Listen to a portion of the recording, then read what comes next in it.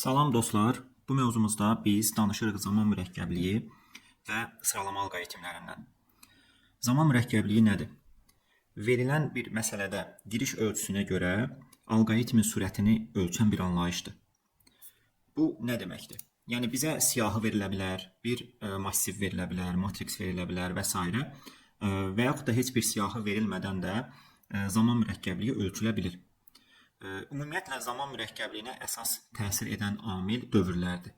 Yəni nə qədər proqramda biz dövr qururuqsa və bu dövr nə qədər çox iterasiya yerinə yetirirsə, deməli zaman mürəkkəbliyi də bir o qədər aşağı olur. Zaman mürəkkəbliyini biz qeyd edirik O notasiyası ilə. O onun işarəsidir və mötərizədə yazılan əməliyyat sayıdır, yəni neçə iterasiya gedir.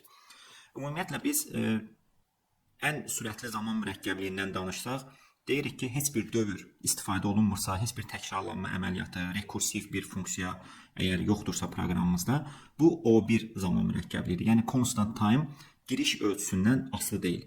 Məsələn, tutaq ki, bizə verilib 3 dənə ədəd. Bu 3 dənə ədədin ən böyüyünü tapmaq istəyirik. Bunu if ilə də tapa bilərik və yaxud da max funksiyamız var. Max funksiyasından da tapa bilərik. Yəni burada biz heç bir dövr qurmadıq. Sadə müqayisə əməliyyatları apardıq. Ona görə də bunun zaman mürəkkəbliyi O1 constant time deyirik biz, O1 zaman mürəkkəbliyidir. Elə məsələlər olur ki, onlarda artıq giriş verilir. Məsələn, massivlər olsun. Biz daha öncəki mövzularımızda siyahılarla işləmişik, dövrlər qurmuşuq. Matrikslərdir, stringlərdir, massivlərdir. Bunlarda biz, yəni dövr burada qaçınılmazdır. Çünki ən azından biz giriş veririk və yaxud da çıxış veririk. Deməli, mütləq dövrə ehtiyacımız var. İndi gəlin dövrlərlə zaman mürəkkəbliyini ölçək. Məsələn, biz adi bir dənə dövr qururuqsa, for dövrü 1-dən 100-ə qədər sayırsa, bunun zaman mürəkkəbliyi O100-dür.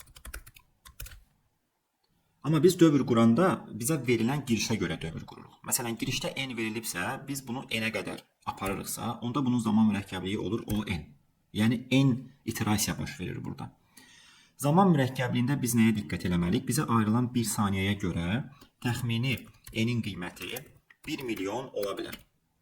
Biraz çox da ola bilər, haradasa 10 milyona qədər ola bilər, amma bizə onsuz da o ölçüdə massiv verilmir. Çünki bizdə yaddaş məhdudiyyəti də var. Ən uzun massivin ölçüsü bizdə məsələlərdə verilə bilər 1 milyon.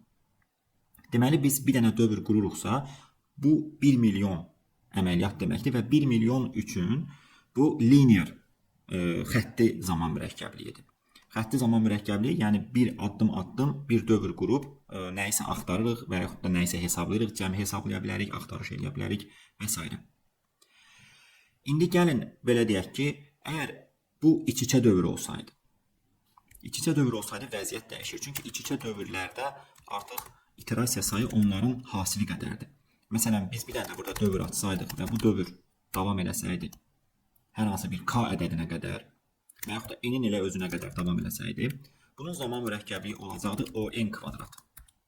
Yəni, n vurulsun n, dövr içində dövr. O zaman bu n-in qiyməti 1 milyon və yaxud da 10 milyon olmamalıydı ki, bu zaman limitini aşmasın.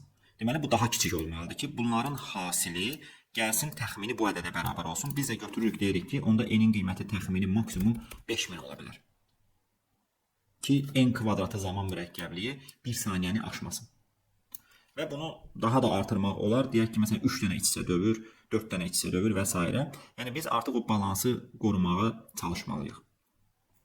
Ola bilər ki, məsələn, biz burada bir dövr qururuq, amma burada binary search istifadə edirik. Bunu irəlidə keçəcəyik. Binary search. Məsələn, hazır binary search funksiyası var, STL. Bu binary search funksiyası işləyir o log n-ə. Log n zaman mürəkkəbliyi n-ə görə çox-çox kiçik bir dəyərdir və kifayət qədər sürətli bir alqoritmdir. İndi biz bu alqoritmi, binary search alqoritmini əgər n dəfə yerinə yetiririksə, onda toplamda bu alqoritmin zaman mürəkkəbliyi olacaq n log n. Yəni biz burada artıq bir binary search funksiyasını çağırmışıq. Bu log n-dir və bunu biz n dəfə yerinə yetirmişik. Olur bu n log n.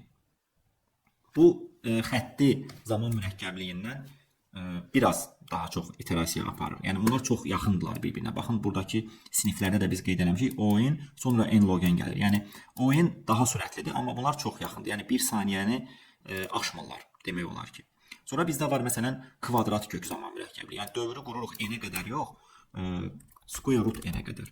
Yəni kök 6 n-ə qədər. Bu da təxmini ola bilər hardasa 10 üzəri 12 ola bilər, 14 ola bilər. Çünki bunun kök 6-sı nə qədər eləyir? 10 üstü 7. Məsələn 10 üstü 12 olsaydı bunun kök 6-sı eləyir 10 üstü 6 iterasiya. Və 10 üstü 6 iterasiya gəlir 1 milyon, o da 1 saniyəni aşmır. Və biz aşağı doğru getdikcə görürsünüz ki, burada zaman mürəkkəbliyi artır. Məsələn, n kvadratı iç-içə dövr idi, n kubu 3 dənə iç-içə dövrdür. Və burada eksponensial var ki, 2 üstü n. Yəni bunları biz daha irəli mövzularda görəcəyik. Məsələn, faktorial ən zəif alqoritmdir. Yəni bunlarda, yəni aşağı doğru getdikcə n-in qiymətini ölçüsü kiçilməlidir mütləq. Çünki nə qədər mürəkkəblik artırsa, bir o qədər n-in qiyməti kiçik olmalıdır. Və burada da gördüyünüz kimi biz n-in çox kiçik qiymətlərində göstəririk ki, bu zaman mürəkkəbliyini tətbiq edə bilərik və getdikcə n böyüyürsə, biz daha optimal həll düşünməliyik.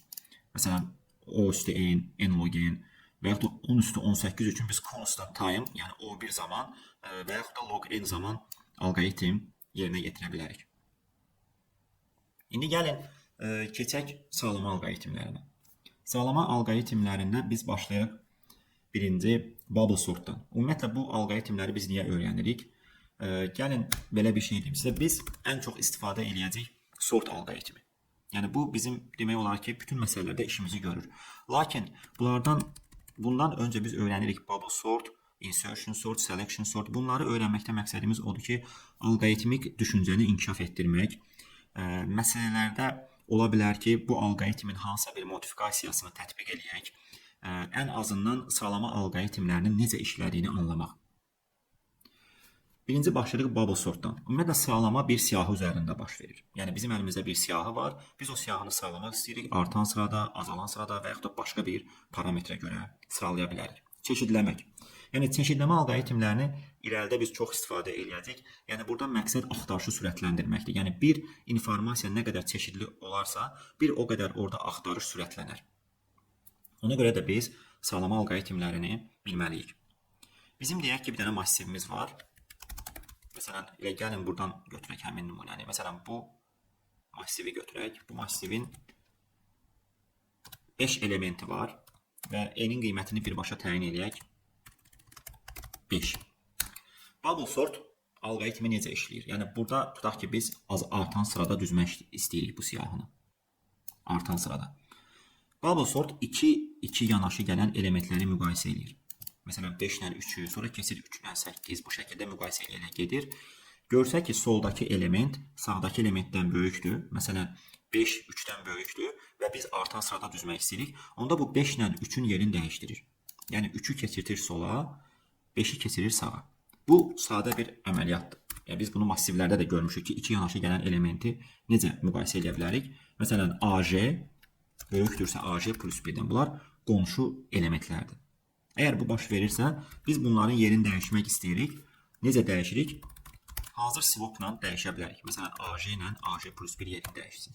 İndi biz burada bunu axıra qədər davam eləməliyik. Yəni buna baxdıqca keçib sonra növbətiyə də baxmalıyıq. Növbətiyə də bu şəkildə axıra qədər davam eləməliyiksə, onda bunu bir dənə dövrə salırıq. Yəni deyirik ki, J sıfırdan başlasın. J kiçikdir.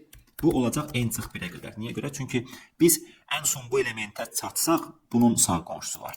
Bu elementin sağ qonşusu yoxdur. Ona görə bunu n-1-ə qədər qururuq və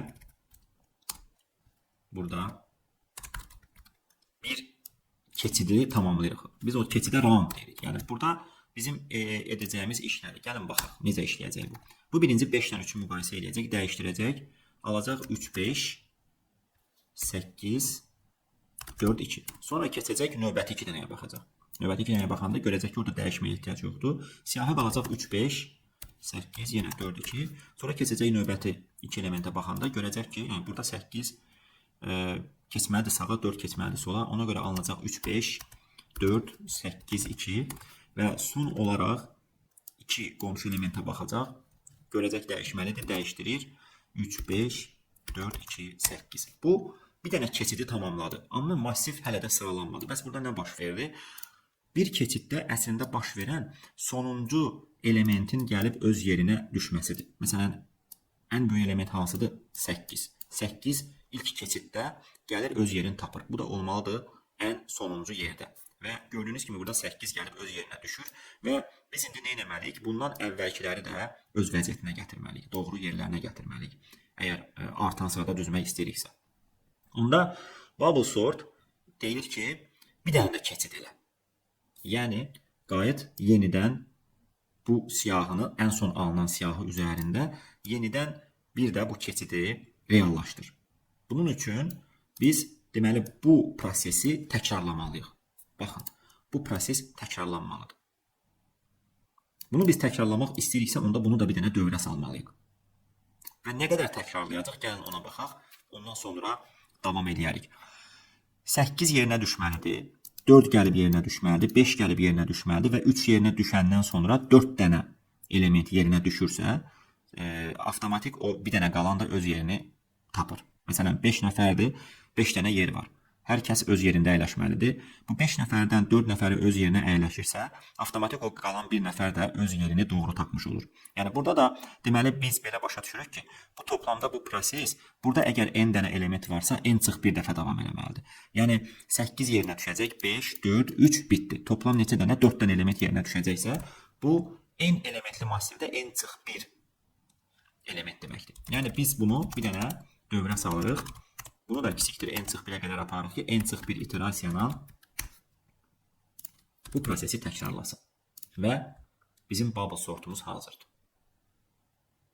Dövrü bu yanaşı gələnləri müqayisə eləyir və biz bu toplam prosesi n çıx 1 dəfə yerinə yetiririk ki, hər bir element gəlsin yerinə düşsün. Yəni biz bunu davam elətdirsəydik, bubble sort nə edəcəkdik? Yenidən qayıdacaqdı 3 ilə 5-ə, müqayisə eləyəcəkdi. Görəcəkdik ki, dəyişmir keçəcəkdi 5 ilə 4-ə. Deyəcəkdik ki, bunlar dəyişməlidir. Alacaqdı 3, 4, 5, 2, 8. Sonra keçəcəkdi növbəti 2 elementə. Dəyişməlidir. 3, 4, 2, 5, 8. Və son 2 elementdə artıq onsuz dəyişiklik olmayacaq. Çünki 5 gəlib öz yerini tapır. Yenə bubble sort qayıdacaq əvvələ, yenə 3 ilə 4-ü müqayisə edəcək, 4 ilə 2-ni, 2-ni dəyişdirəcək əvvələ, ta ki bu bütün elementlər öz yerini tapana qədər. Burada da biz əmin oluruq ki, n çıx 1 mərhələdən sonra bütün elementlər sıralanır. Və biz ən sonda massivimizi çıxışa versək, görürük ki, massiv sıralanmış vəziyyətə gəlir.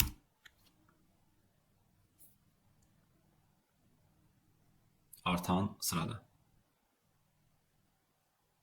Bunun tipini təyin edək.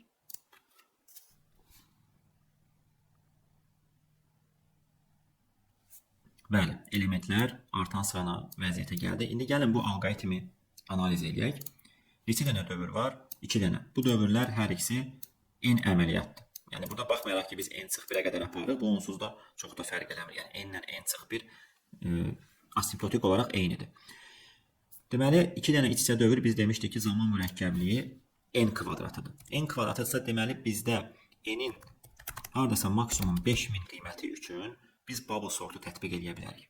Amma daha çox olsa artıq bubble sort keçərli olmayacaq. Sıralamaq üçün daha sürətli alqoritmləri bilməliyik. Burada başqa bir modifikasiya da edə bilərsiniz. Məsələn, şərti əksinə çevirməklə azalan sırada düzə bilərsiniz. Çünki bizim burada məqsədimiz artan sırada düzmək idi. 5 ilə 3-ü müqayisə elədik. Kiçik sola, böyük sağa keçdi. İndi siz istəsəz ki, böyüklər solda olsun, kiçiklər sağda olsun. Sadəcə bu işarəni əksinə dəyişmək kifayət edir.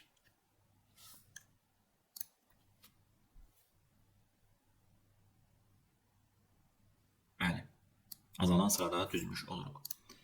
Keçək növbəti alqoritmə. Növbəti alqoritmimiz selection sort seçmə üsulu ilə sıralama. Gəlin baxaq bu alqoritm necə işləyir. Bu alqoritm deyir ki, ən kiçik elementi və yaxud da ən böyük elementi seçib öz yerinə yerləşdiririk. Məsələn, tutaq ki, bu siyahıda Ən kiçik element hansıdır? 2. Biz bu 2-ni tapırıq, birbaşa gətiririk, əvvələ yerləşdiririk. Gəlin mərhələli şəkildə baxaq. Selection sort. Deməli, bizim siyahımız 5, 3, 8, 4, 2'dir. Bu siyahıda bunu gəlin bütöv şəkildə göstərək. Yəni burada minimum nədir? Minimum burada 2'dir. Bu 2 hara gəlməlidir? İlk yerə gəlməlidir. Deməli, burada 2'ni tapıb ilk elementlə yerini dəyişməliyik. Baxın, burada da swap baş verir. Ümumiyyətlə, alqoritm, sıralama alqoritmlərinin demək olar hamısında swap baş verir. Bir-iki alqoritm var ki, istisnadır. Biz də onlardan çox istifadə eləmirik. Yəni, yer dəyişmələrlə sıralama baş verir. Ancaq 2 element seçilir və onların yerləri dəyişdirilir. İndi burada da selection sortda da biz görürük ki, ən kiçik element tapırıq və bunu ilk yerə gətiririk. İlk yerə gətirmək o deməkdir ki, 5 ilə 2-ni dəyişdirməliyik. Yəni 2, 3, 8, 4, 5. Vəziyyət bu olur. Bəs bundan sonra nə edirik? Bundan sonra növbəti ən kiçik elementi axtarmalıyıq. Yəni növbəti ən kiçik element burada 3'dür. Bəs biz onu necə tapacağıq? Biz bilirik ki, ilk elementi yerinə qoyduqdan sonra növbəti kiçik elementi biz bu intervalda yox, bu intervalda axtarmalıyıq. Çünki bunun sol tərəfi hər mərhələdə sıralanmış vəziyyətə gəlir. Deməli, indi biz burada minimumu tapırıq. Minimum neçədir? 3 və bu 3 hara gəlməlidir? Elə bu siyahıda ən başa gəlməlidir. Yəni heç bir dəyişiklik olmur. Keçirik. Növbəti 8, 4, 5. Burada minimum axtarırıq. Çünki artıq 3 də öz yerinə düşdü. 8, 4, 5-də minimum nədir? 4. 4 hara gəlməlidir? 8-in yerinə. Minimum 4'dür. 8 ilə 4'ü dəyişdirməliyik. 2, 3, 4 və 8, 5 qaldı. Son 2 element qalanda buradan tapılan minimum sonuncu minimum olur. Yəni burada biz minimumu 5 tapırıq və 5 bilirik ki, bura gəlməlidir. Yeri dəyişdirilir. 4, 5, 8. Artıq bir element qaldığı üçün burada minimum axtarmırıq. Çünki heç bir dəyişiklik olmayacaq. O tək özü elə minimumdur. İndi biz bu prosesdə neçə dəfə minimum axtardıq? 1, 2, 3, 4 dəfə. Yəni n dənə element varsa n çıx 1 dənə minimum axtarmışıq. N dənə element varsa n çıx 1 dəfə minimum axtarırıq. Bu nə deməkdir? Hər bir alt massivdə minimumun axtarılması üçün bizə bir dövr lazımdır. ON dövrü və n çıx 1 dəfə bu proses davam edəcəkdir. Bu da gəlir yenə iç-içə dövr alınır və selection sortun da zaman mürəkkəbliyi olur ON kvadratı. Gəlin baxaq burada alqoritm necə işləyir. Bu daxildəki hissə minimumu axtarmaq üçün, yəni bizə massivin o alt massiv hissəsində minimumu axtarırıq. Bunu biz indeksdən ona görə axtarırıq ki, yerlərini dəyişdirə bilək düzgün şəkildə. Yəni ilk elementə biz gəlib nəyi qoymalıyıq? Bütöv massivdə olan ən kiçik elementi. Gətiririk A0-dan tapılan minimumu dəyişirik. Növbəti prosesdə isə i1 olduğu üçün birinci indeksə minimumu gəlib yerləşdiririk. Yəni növbəti, baxın burada, bunların hər biri üçün biz i0-dan başlayır, burada i1-dən başlayır, sonra i2-dən başlayır və 3-dən başlayır. Yəni bu proses n-1-ə qədər davam edir ki, başladığı yerdən sağa doğru minimumu axtarsın. Sağa doğru minimumu axtaran hissə buradakı for dövrüdür. Bunu biz hazır minimum element funksiyasından da eləyə bilərdik, amma o alqoritmi sürətləndirən deyil idi. O özü də elə ON zamana işləyir. Yəni deməli burada n və burada da n iterasiya zaman mürəkkəbliyi olur ON kvadratı. Yəni bu bubble sortdan sürətinə görə fərqlənmir. Sadəcə işləmə alqoritminə görə fərqlənir. Keçək növbəti sıralama alqoritmimiz insertion, daxil etmə üsulu. Bu da yer dəyişməklə işləyir. Gəlin baxaq, burada nə baş verir. Burada hər bir elementi özündən soldakılarla müqayisə ilə yerlərini dəyişdirir. İndi biz ilk elementdə başlamırıq, çünki ilk elementin solunda element yoxdur. Buradan başlayırıq, 3. Baxırıq ki, yerin dəyişməlidirmi? Məsələn, artan sırada düzmək istəyiriksə, bəli, 3 ilə 5 yerin dəyişməlidir. Deməli, massivimiz 5, 3, 8, 4, 2-dir. Hansı ədəddən başlayırıq? Bu ədəddən. Çünki bu ədədin solunda element var, amma ilk ədədin sonunda element yoxdur. Deməli, bizim başlayacağımız ədəd 3-dür. Müqayisə edirik. Yəni, burada i başlayır. İndeks olaraq göstərsək birinci indeksdən. Müqayisə eləsə solundakı ilə baxır ki, dəyişilməlidir. Bəli, 3 ilə 5-i swap eləyir. 8, 4, 2. Növbəti addımda i-ni 8-ə gətir. Yəni ikinci indeksi başlayır soldakı ilə müqayisə eləməyə. Baxır ki, soldakindən kiçik deyil, dəyişdirmir. Keçir 3, 5, 8, 4, 2. Burada da i başlayacaq. Üçüncü indeks. Üçüncü indeks də bizim 4 ədədimizdir. 4 ilə 8-i müqayisə eləyəcək. 3, 5, 4, 8, 2. Bu alınacaq və bu prosesi davam edəcək yenə də. Yəni, insertion sortda həmin bu 4'ü özündən soldakı ilə dəyişdirdikdən sonra yenə bunun özündən soldakı ilə müqayisə eləyir. Yəni, bu dəyişə biləcəyi qədər dəyişdirir. Və biz bunu while-a salırıq. Əslində deyirik ki, while-da belə bir şərt veririk ki, əgər nə qədər ki AJ öz qonşusundan, yəni soldakı qonşusundan böyükdürsə, kiçikdirsə, bunları dəyişdirə getsin. Bunu while-a salırıq biz bu prosesi. Ümumi isə bunu n dəfə yerinə yetiririk. Çünki hər bir elementin öz solundakilərlə müqayisə edirik, sonra keçirik bunun öz solundakına. Deməli, bizə n-1 dənə iterasiya lazımdır. İndi burada 3, 5, 4, 8, 4 baxacaq ki, yenə dəyişməlidir. Bəli, dəyişdirəcək, eləyəcək 3, 4, 5, 8, 2 və yenə də baxacaq ki, 4 solundakı ilə dəyişməlidirmi? Xeyr, onda keçəcək sonuncu, artıq i 4-ə çatdı. 4'ü başlayacaq müqayisə eləməyə. 4-cü indeksdə olan 2 ədədini müqayisə eləyəndə 2 ilə 8 dəyişməlidir. Bəli, 3, 4, 5, 2, 8. Yenə baxın, bu while dövründə eləyir də bunu. Bu while dövründə eyni bura tətbiq eləyəcək. Baxacaq ki, yenə dəyişməlidir. Bəli, dəyişməlidir. Swap eləyəcək və solundakı qonşusundan 3, 4, 2, 5, 8. Yenə dəyişməlidirmi? 2, 4-dən bəli. 3, 2, 4, 5, 8. Yenə dəyişməlidirmi? Bəli, 2 keçir əvvələ. 2, 3, 4, 5, 8 və artıq 2 bura çatdısa bunun sol qonşusu yoxdur. Biz onsuz da orada şərt veririk ki, əgər bu J sıfıra qədər gəlməsin. Çünki sıfıra qədər gəlsə bunun sol qonşusu yoxdur. Orada bitirməlidir while. Və bunun implementasiyası yenə iç-içə dövr olacaq burada. Aydın məsələdir ki, biz hər bir elementi götürürük, öz sol qonşusuna müqayisə edirik. İndi biz J-ni bir dənə irəlidə götürmüşük deyə, J plus 1'in sol qonşusu J-dir. J plus 1'in sol qonşusu J-dir. Əgər bu solundakindən kiçiksə yerin dəyişməlidir, swap eləyir və J-ni yenə azaldır. Yəni bu azalma hissəsi nəyi bildirir? Məsələn, biz burada gəlmişdik 4 ədədinə. 4'ü biz dəyişdirdikdən sonra bir dənə də baxdıq ki, yenə dəyişməlidirsə yenə dəyişsin. Yəni bu prosesi dəyişə biləcəyi qədər dəyişdirsin. Hara qədər dəyişirsə dəyişsin. Həmin prosesi yerinə yetirən bu while dövrüdür. Baxın, burada da swap baş verir və bunu biz hər bir element üçün n-1'ə qədər, yəni 0-dan n-1'ə qədər J-ni onsuz da i-dən başladıq. Burada bir dənə irəlidən başladırıq. Yəni burada i 0-dan başlasa da biz onsuz da burada J-ni i plus 1 elədiyimiz üçün ilk elementimiz bu olur. Yəni buradan başlayır müqayisə eləməyə. Və bunu axıra qədər 4 dənə element üzərində eləyir və massiv sağlanmış olur. Zaman mürəkkəbliyi n əməliyyat buradadır.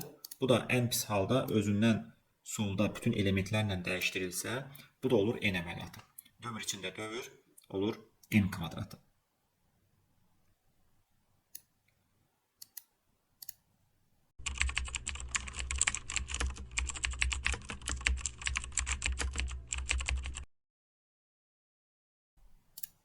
Gəlin davam eləyək. Deməli, bura qədər biz öyrəndik bubble sort, insertion sort, selection sort. Hər birinin zaman mürəkkəbliyi oldu on kvadratı və biz on kvadratı üçün təxmini n'in 5000, yəni siyahımız 5000-ə qədərdirsə, bu alqoritmləri tətbiq eləyə bilərik.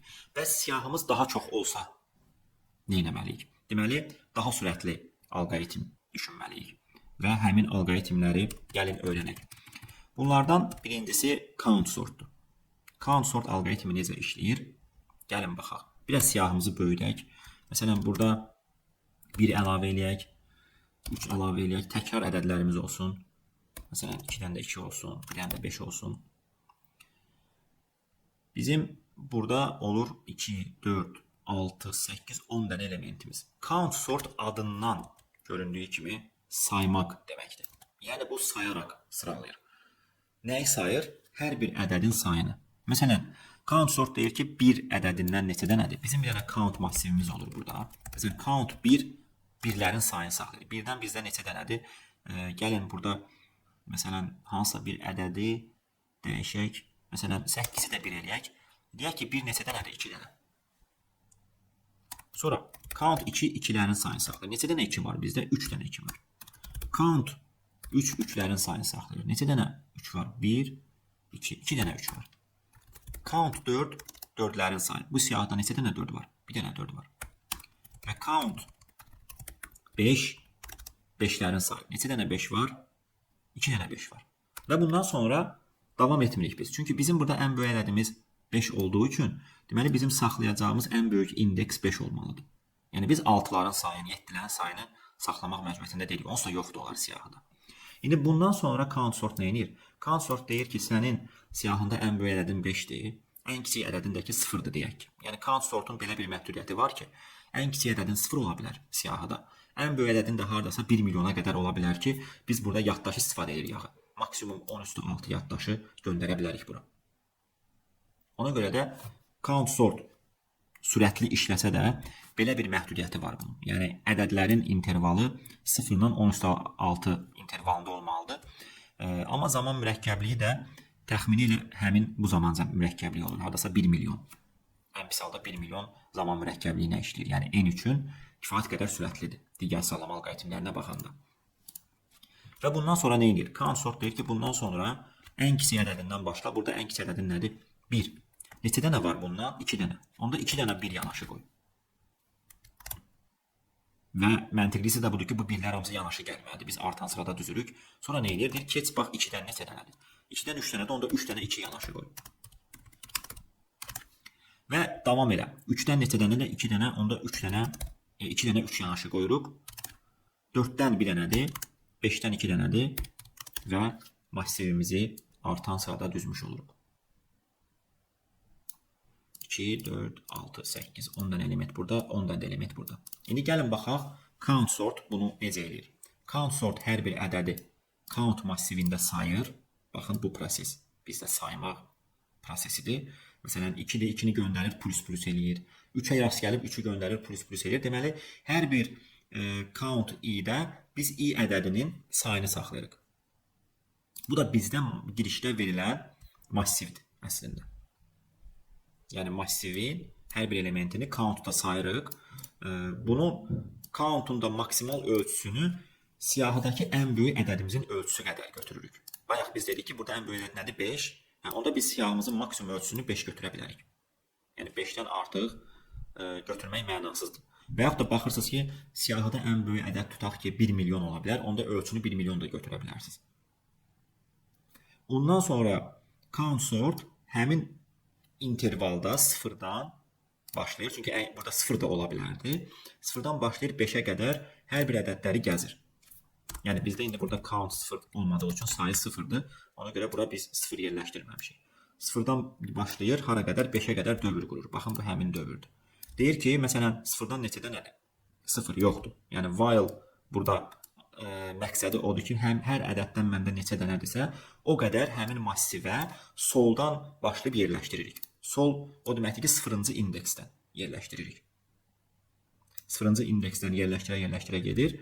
Yəni biz necə burada 1 yazdıq ən soldan, sonra davam elədik 2 Yəni burada həmin pozisiya arta gedir. Yəni nə qədər ki biz element qoyuruq, hər bir elementə görə indeksi sürüşdürməliyik sağa. Bu while dövrü də ki azala gedir, 0-a çatanda false dəyərini qaytardığı üçün orada bitir. Yəni nə deməkdir? Bu məsələn məndə 1-dən 2 dənədir. Bir dənəsini qoyuram, azaldıram, sonra bir dənə də qoyuram, azaldıram. Say düşdü 0-a, while bitdi. Yəni o deməkdir ki, artıq məndə 1 yoxdur. Gəlir for-a, davam edir, gedir 2'lerin sayına baxır. Və bu şəkildə hər birini massivə yenidən artan sırada yerləşdirərək sıralamış olur. Count sort bu qədər.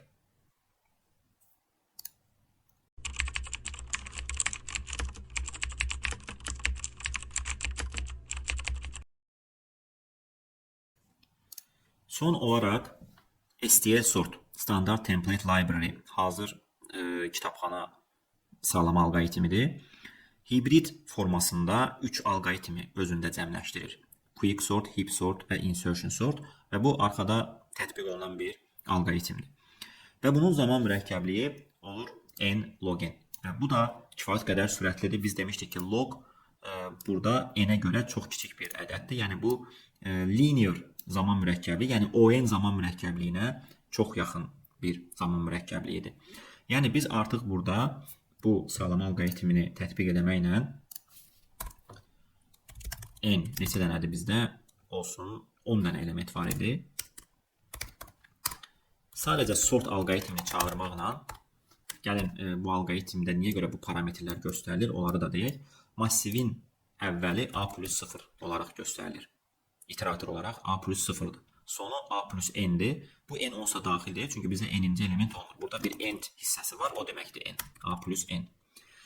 Bu sıfırdakı yazılmır. Yəni a plus 0 həmin başlanğıca təsir eləmir. Sadəcə a yazılır və a plus n, yəni massivi başdan sona qədər artan sırada düz deməkdir. Sırala deməkdir bu. Sort alqoritmi. Və artıq burada bu alqoritm n log n zaman mürəkkəbliyinə işlədiyi üçün n'in qiyməti bizdə 1 milyon olsa bu alqoritm kifayət qədər sürətli hesab edilir. Amma digər alqoritmlərdə ON kvadrat olduğu üçün orada n'in qiyməti daha kiçik olmalıydı. Deməli, biz bütün məsələlərə əslində STL sortu tətbiq edə bilirik. Gəlin bu nəticəsinə də baxaq. Kiçikdir 10 dənə elementimiz var.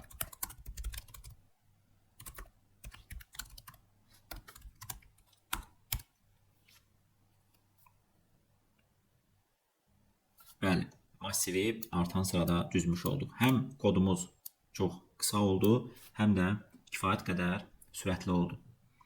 İndi bu STL sortun biraz da dərinliklərinə gedək. Məsələn, ola bilər ki, biz artan sırada yox, azalan sırada düzmək istəyirik. Düzdür, bunun bir neçə variantı var. Məsələn, sıraladıqdan sonra massivi tərs çevirə bilərik. Reverse a plus n. Məsələn, sıraladıqdan sonra massivi tərs çevirmək, onu azalan sıraya gətirmək deməkdir. Amma biraz daha mürəkkəb sıralamalar lazım olsa bizə, biz öyrənməliyik komparatoru. Komparator nədir? Komparator müqayisə edici deməkdir. Yəni sıralamanı istifadə eləyərkən təlimatı dəyişdiririk ki, məsələn, azalan sırada düşsün və yaxud da başqa bir parametrə görə sıralasın. Bunun üçün biz komparatoru bilməliyik. Hazır komparatorlar var, məsələn, onları da istifadə edə bilərsiniz və yaxud da biraz iş mürəkkəbləşsə, onda gərək həmin komparatoru özümüz quraq funksiya olaraq. Hazır komparator, məsələn, burada istifadə edə bilərdik greater komparatoru. Greater sözündə, yəni daha böyük mənasında böyükləri əvvələ, kiçikləri sonraya gətirir. Və bunu tip olaraq biz massivin tipi nədirsə onu göndərməliyik. Çünki müqayisə edici həmin parametrləri müqayisə edir deyə o tipə uyğun müqayisəni aparmalıdır. Yəni massivin int-dirsə bura int yazmalısan. Massivin string-dirsə bura string yazmalısan və s. Və bunu biz boş saxlayırıq. Çünki greater özü avtomatik həmin parametrləri götürüb müqayisə eləyəcək və bu olacaq azalan sırada. Bəli. İndi bunun tərsi less komparatorudur, amma biz bunu istifadə eləmirik. Çünki biz bunu yazmasaq belə, onsuz da sort alqoritmi özü default olaraq həmin komparator istifadə edir. Yəni bu özü onsuz da artan sırada düzür. Yəni ora less yazmağımız zərurəti yoxdur. Gəlin komparatoru biraz da genişləndirək. Məsələn, greater komparatorunu özümüz qurmaq istəsəydik necə eləyə bilərdik? Komparator ümumiyyətlə sıralama alqoritmi biz demişdik ki, müqayisələr aparır. Yəni iki elementi götürür, müqayisə eləyir, yerlərini dəyişdirmək lazımdırsa dəyişdirir. Və biz bunları bubble sort, insertion sort, selection sortda açıq şəkildə eləyirdik. Yəni swap-u özümüz yazırdıq ki, elementləri dəyişdirsin. Amma komparator bu swap-u avtomatik özü eləyir. Yəni həmin alqoritm sadəcə biz ona bir göstəriş verməliyik ki, bunları dəyiş yoxsa dəyişmə. Və o göstəriş olur bizdə komparatorun qaytardığı dəyər. Əgər komparator false qaytarırsa, bu həmin iki elementi dəyişdirir. True qaytarırsa dəyişdirmir. Yəni o deməkdir ki, həmin elementlər öz yerindədir, dəyişdirməsin. Yəni bu komparatoru özümüz quraq. Komparatorun tipi bool olur, yəni true false qaytardığı üçün funksiyaya biz həmin tipi bool götürürük və hər hansı bir ad verə bilərsiniz. Məsələn, comp adını versək komparatora. Komparatorda 2 dənə parametr olur. Çünki müqayisə 2 element arasında baş verir və biz bu elementləri burada təyin edirik. Məsələn, tutaq ki, int A, int B. Bu nə deməkdir? Massivdən götürülən ixtiyari 2 elementdir bu. Əslində alqoritmə görə seçim eləyir o. Yəni biz sadəcə bunu nümunə kimi tutaq ki, deyirik ki, məsələn 5 ilə 1-i götürüb müqayisə eləyəcək. 5 soldakı A ədədidir, 1 sağdakı B ədədidir. Bunlar yanaşı olmaya bilər, yəni oradan buradan da ola bilər. Yəni o alqoritmin gedişatından asılıdır. Bir şeyi bilməliyik ki, int birinci gələn parametr soldakı ədəddir. İkinci parametr sağdakı ədəddir. Soldakı və sağdakı. Biz qərar verməliyik ki, bunları nə vaxt dəyişdirək. Tutaq ki, biz azalan sırada düzmək istəyirik. Onda əgər A soldakı, B sağdakıdırsa, məsələn 1 ilə tutaq ki 4-ü müqayisə edir bu. 1 ilə 4-ü müqayisə eləyəndə biz istəyirik ki, bu siyahı azalan sırada olsun. Onda 1 ilə 4 yerin dəyişməlidir. Yəni bizim şərtimiz belə olur ki, A əgər B-dən kiçikdirsə, bunları dəyişdirsin. Dəyişdirməsi üçün return false qaytarsın. Biz bayaq dedik ki, komparator false qaytaranda yerlərini dəyişdirir. Amma true qaytaranda dəyişdirmir. Olduğu kimi saxlayır. Deməli, bu hal baş verirsə biz false qaytarmalıyıq. Əks halda else yaza bilərsiniz, yazmaya da bilərsiniz, birbaşa true dəyərini qaytara bilərsiniz. Çünki funksiya bir dəfə dəyər qaytara bilər. Yəni dəyər qaytarsa artıq bunu gətirib qaytara bilmir. Yəni bu şərt ödənməsə avtomatik gəlib true dəyərini qaytaracaq. İndi biz bu komparatoru necə işlədəcəyik? Biz necə ki burada bayaq hazır greater yazmışdıq. İndi biz öz qurduğumuz komparatoru yazacağıq bura. Sadəcə adını qeyd etmək kifayət eləyir. Və biz bu komparatoru işə salırıqsa, biz massivi azalan sırada düzmüş oluruq. Gəlin, run eləyək. Bəli, gördüyünüz kimi biz öz custom komparatorumuzu qurduq. Bunun üstünlüyü nədir?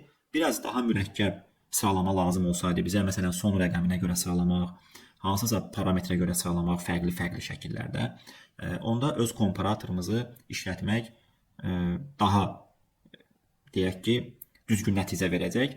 Nəinki biz düşünəcək ki, sortu necə dəyişdirək, tərs çevirək. Yəni bunu hər dəfə eləmək olmur. Ona görə komparator qurmağı bacarmalıyıq. Yəni komparator istənilən məsələnin öhdəsindən gəlir. Yəni sıralama məsələsidirsə, komparatorla biz bunu yerinə yetirə bilirik.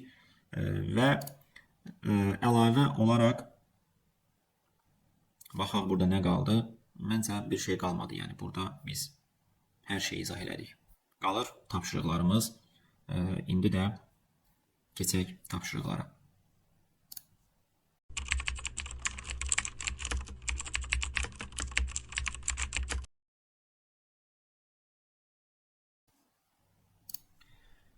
Tapşırıqlarımızda, məsələn, birinci tapşırığı açaq. Birinci tapşırığın adı ilə bubble sort. Yəni bu məsələdə biz spesifik olaraq bubble sortu tətbiq eləməliyik. Məsələ nə deyir? Deyir ki, bubble sortu tətbiq eləyərkən neçə yer dəyişmə baş verəcək? Massivi artan sırada düzmək istəyiriksə. Baxırıq ki, n-in qiyməti 1000-dir. Biz demişdik ki, 5000-ə qədər kvadratik zaman mürəkkəbliyi tətbiq eləyə bilərik. Onda birbaşa bubble sortun özünü tətbiq eləyərik və burada bunların yeri dəyişdirilməlidirsə, dəyişib sayacaq. Sadəcə orada bir dənə sayğac təyin edirik. Yəni swap, bubble sortun swap hissəsi var idi, baxın. Bubble sortun swap hissəsində biz bir dənə sayğac təyin edirik ki, sayaq ki, neçə dəfə yer dəyişmə baş verir. Çünki məsələdə bizdən onu tələb eləyir. Verilən massivi bubble sort alqoritmini tətbiq edərkən neçə yer dəyişmənin baş verdiyini hesablayırıq və həmin sayı ən sonunda çıxışa veririk. Növbəti tapşırıqlar bu spesifik olaraq selection sortdur. Məsələdə deyir ki, selection sortu tətbiq edərkən ilk element yerini neçə dəfə dəyişəcək. Yəni ilk element məsələn budur burada. Yerin neçə dəfə dəyişəcək, dəyişmir. Elə olduğu yerdə qalır 0 dəfə. Məsələn burada ilk element yerini bir dəfə dəyişməlidir ki, 1 gəlsin ora düşsün. Məsələn burada 4 ədədi 3 dəfə yerini dəyişir. Selection sortda biz nə edirdik? Ən kiçiki tapırdıq, gətirdik yerinə qoyurduq. Deməli biz ən kiçiki tapandan sonra swap əməliyyatı etdiyimiz zaman yoxlayacaq ki, həmin yerini dəyişən element ilk elementdirsə, biz bu ilk elementi əvvəlcədən yadda saxlayırıq. Yadda saxlayırıq bir dəyişəndə. Sonra swap etməmişdən qabaq yoxlayırıq ki, bu iki elementdən yerlərini dəyişən elementlərdən hansısa biri ilk elementdirsə, onda sayırıq ki, həmin element yerini dəyişir. Yəni ilk elementin neçə dəfə yer dəyişdiyini bilmək istəyirik. Və burada belə bir şərt yazmışıq. Bunun mənası nə deməkdir? Yəni biz istəyirik ki, həmin o tapılan ilk element özü-özünə yerini dəyişdirsə, o yer dəyişmə olaraq nəzərə alınmasın. Yəni bunu biraz belə də yaza bilərdik ki, məsələn, ilk element yerlərini dəyişdirilən elementlərdən AI ilk elementdirsə və yaxud da bunun tapılan minimum ilk elementdirsə, lakin bura bir and qoya bilərdik biz ki, o indekslər eyni indeks olmasınlar. Yəni i ilə minimum indeks bir-birinə bərabər olmasın. Bir daha deyirik, bu nə deməkdir? Məsələn, sən tutaq ki, gəlmisən burada, ilk elementin 4-dür, 4 gəlib düşüb, tutaq ki, məsələn, bura gəlib düşüb, bir dəfə yer dəyişib, burada da 5 ilə 6-dır. Sən yenidən burada 4 axtaranda 4-ü bura qoymalısan, əslində özünlə özünü dəyişdirmiş olursan 4-ü.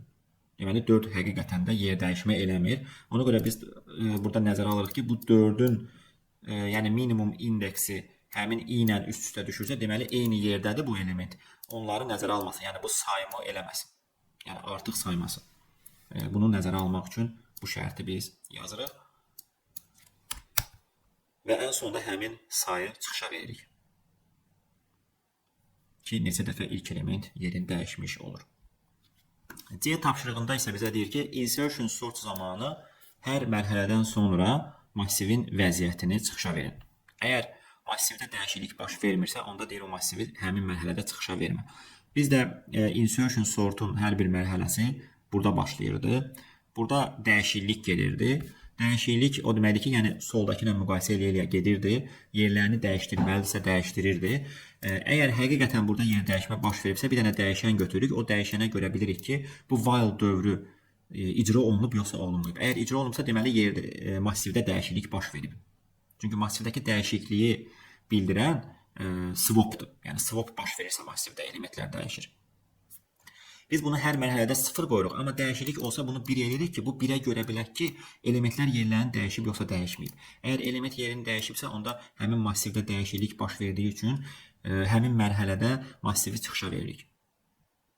Dəyişiklik baş verməyibsə, onda heç bir şey çıxışa verməyəcək bu. Çünki change 0 qalıbsa, bu şərt ödənməyəcək və massivi çıxışa verməyəcək. Bu əslində yəni təkrar siyahını çıxışa verməmək üçün. Şimdi məsələn şərtində belə olub ki, əgər massivdə dəyişiklik olmursa, onu təkrar gəlib çıxışa verməsin. Ancaq dəyişiklik olsa çıxışa versin. Davam edək. Bəzən olur ki, başqa parametrə görə bizdən sıralama tələb olunur. Məsələn, burada deyir ki, son rəqəminə görə sırala. Son rəqəmləri eynidirsə, ədədləri öz aralarında müqayisə edərək sıralayın. Məsələn, burada n-in qiyməti kiçik olduğu üçün istənilən bir sıralama alqoritmini tətbiq edə bilərik. Məsələn, bubble sortu burada tətbiq eləmək daha rahatdır bizim üçün. Çünki biz bubble sortda belə bir şərt yaza bilərik ki, əgər bu elementlərin müqayisə eləyərkən son rəqəmlərini müqayisə eləsin. Baxın, son rəqəmlərini müqayisə eləsin. Çünki bu son rəqəmə görə deyir sırala. Biz də şərti dəyişirik. Deyirik ki, son rəqəmə görə müqayisə eləsin, soldakı sağdakindən böyüksə dəyişdirsin. Və orada əlavə şərt verir ki, əgər son rəqəmləri eyni olsa, onda ədədləri öz aralarında müqayisə eləsin. Yəni, məsələn, 43 gəlib, 13 gəlib, bunların son rəqəmləri eynidir. 43, 13. Yanlışı gələn 2 elementdir. Bu şərt ödəməyəcək. Çünki son rəqəmlər eynidir. Gələcək, baxacaq ki, son rəqəmi eynidirsə, ikinci şərti yoxlayacaq.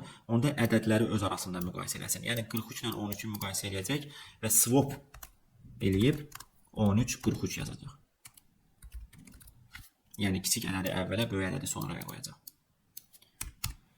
Sonra burada bəzən olur ki, spesifik suallar çıxır qarşımıza. Məsələn, K çeşidləmə deyir ki, 2 elementi dəyişdir, amma K məsafəsindəki 2 elementdir. Məsələn, biz bubble sortda 2 yanaşı gələn, yəni 1 məsafəsində olan qonşu elementləri dəyişdirirdik. Amma burada bubble sortu elə modifikasiya eləyə bilərik ki, bunu K məsafəsindəki qonşusundan dəyişdirsin. Sadəcə olaraq nə edirik?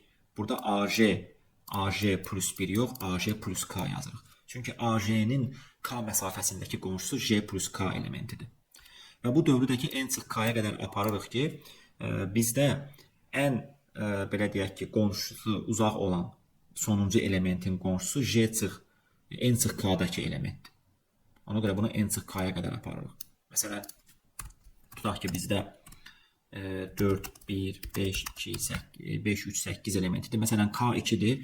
2 məsafəsindəki qonşusuna müqayisə etməliyəmsə, mən buna baxa bilərəm. Buna ən uzağı da bunun 2 məsafəsindəki qonşusuna baxa bilərəm. Bunların sağda 2 məsafəsində qonşuları yoxdur.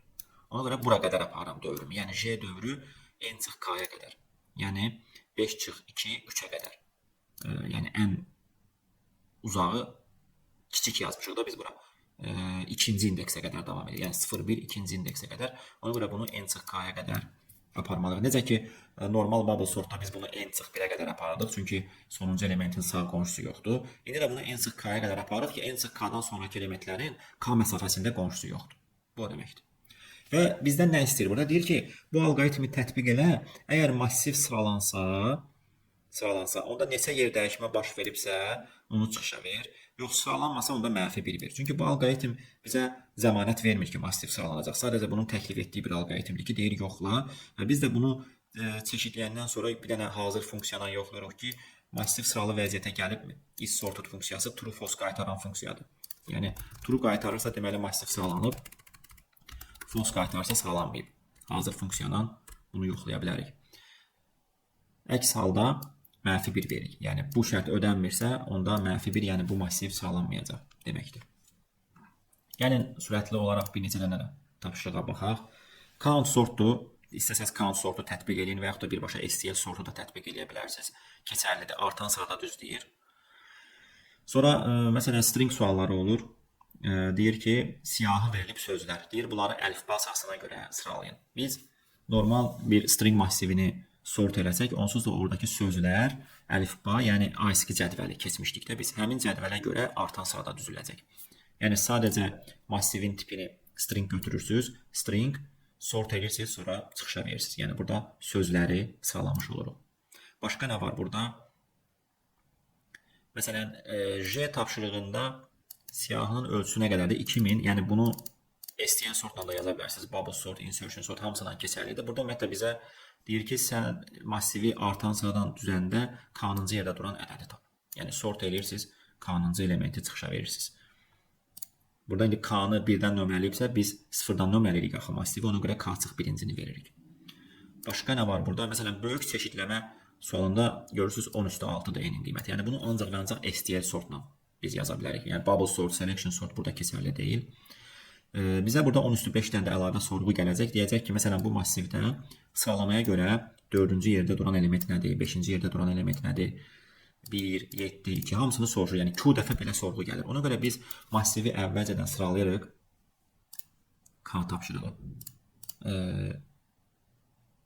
K-cı ədəd, J tapşırığı. Massivi əvvəlcədən sıralayırıq. Bir dəqiqə baxaq.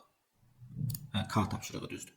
Massivi əvvəlcədən sıralayırıq və massivə gələn sorğulara sürətli cavab vermək üçün gedib massivdən k-cı elementi çıxışa veririk. Yəni sıraladıq. Q dəfə bizə sorğu gəlir. Q azala-azala gedir. False sıfıra çatanda false qaytarır. Bunu bayaq da biz demişdik. Yəni bu daha qısa yazılışdır, versiyasıdır. Yəni bunu forla da yaza bilərsiniz. K daxil olunur və anında k-cı elementi çıxışa veririk. İndi orada yenə birdən nömrələdiyi üçün biz k çıx birincini veririk. Sonra bəzən ola bilər ki, stringlərdə bizə sıralama lazım olsun. Bunlar dərslikdə də qeyd olunub. Məsələn, hərfləri çeşidləmək istəyirik. Stringi içindəki hərfləri s begin, s end. Yəni burada biz artıq baxaq dərslikdə də. Məsələn, massivi sayəndə a vergül a plus n yazırdıqda bu dinamik strukturlarda begin end olaraq göstərilir. Yəni stringdir. İndi irəlidə keçəcək vektordur. Yəni vektor kimi, string kimi dinamik strukturlarda əvvəli və sonu begin end olaraq göstərilir. Baxın. Məsələn, stringi sıralamaq istəyirsən s begin, s end. Tərs sıralamaq istəyirsən s r begin, r end yaza bilərsən. Amma massivdə belə bir xüsusiyyət yox idi. Dinamiklərdə var. Yəni reverse begin, reverse end yazmaqla birbaşa ilə azalan sırada tərs sıralaya bilirik. Yəni buradakı tapşırıqlarda məsələn bizə deyir ki, bir dəfə artan sırala düz hərfləri, bir dəfə azalan sırala. Biz bir dəfə sıralayırıq, sonra reverse edib çıxışa veririk. İstəsəniz bunu yenidən sıralayıb r begin, r end də yaza bilərdiniz. Bu qədər. Tapşırıqlar description bölməsində yerləşdiriləcək. Oradan baxıb yaza bilərsiniz. Sağ olun.